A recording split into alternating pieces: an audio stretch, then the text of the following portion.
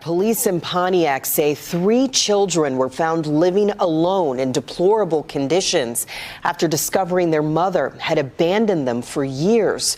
Our Victor Williams is following the story for us tonight. Victor, we're learning that mother has been arrested. What else can you tell us?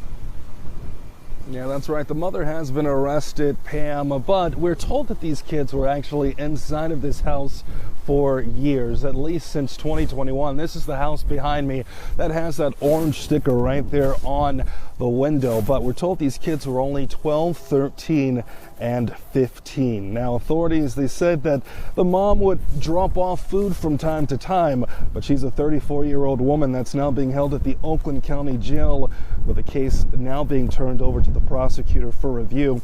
We are expecting charges to come in the next few days or so, but the only reason authorities ever stepped in the first place was because the landlord actually called 911.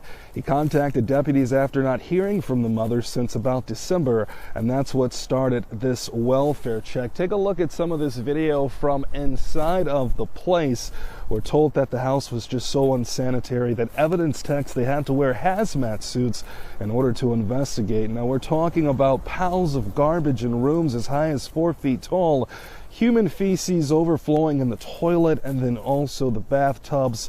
Apparently they were living on that food that people would bring nearby.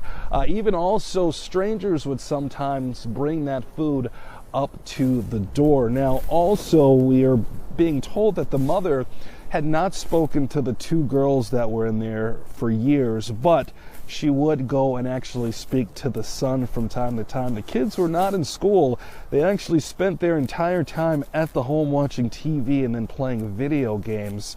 The conditions in the house were so bad that the kids had to sleep on the floor, the boy had a mattress, and the girls had to sleep on pizza boxes. So we're actually going to go and hear from Sheriff Michael Bouchard on what these kids are now having to go through, as well as what they now have to bounce back from. Our first focus is in trying to make sure these kids get what they need to begin the process of moving forward. The second very important part of this is, how did 3 kids fall through the cracks so terribly? How did the community, relatives, the schools, no one knew to reach out to us? How did that happen? And so that's going to be a big part of what I've already directed our investigations to figure out. Now, while all of this was going on inside of the house, we're told that they ended up finding the mother at a different location.